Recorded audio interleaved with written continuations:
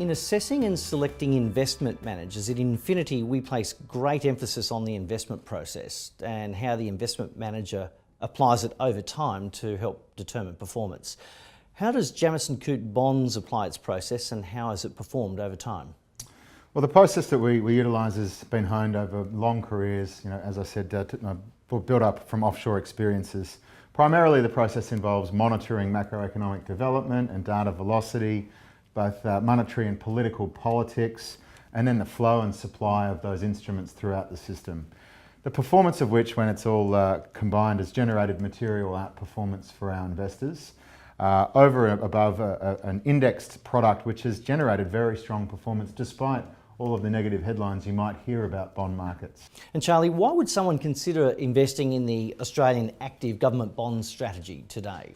Yeah, look, as we touched on just in terms of the outperformance, it's also important to make sure that investors have the right product for purpose. And certainly as we are moving into this later cycle environment where liquidity is starting to be withdrawn, both domestically via the Royal Commission and globally via higher interest rates, it's very important that portfolios have this very pure defend and protect type allocation so that investors have great optionality around what they want to do with their portfolios if markets are to reprice.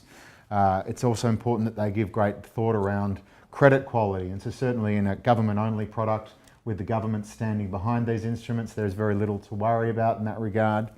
So there is a lot of portfolio benefit that we can see in a product such as this, but particularly at this late cycle when often more growth-styled assets can decline in pricing.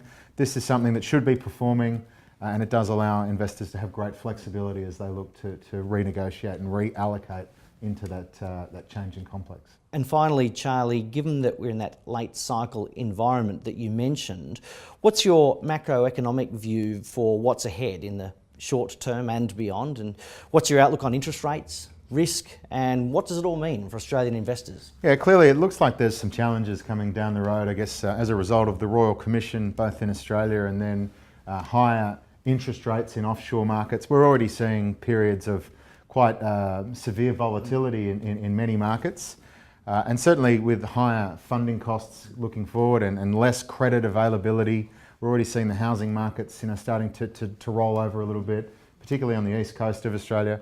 It is a point at which, in that late cycle environment, investors have had a really good run with their growth assets, and it's probably time to look at some of these more defensive alternatives to ride out the shifting structures and the change in the wind, which seems to be upon us at the moment.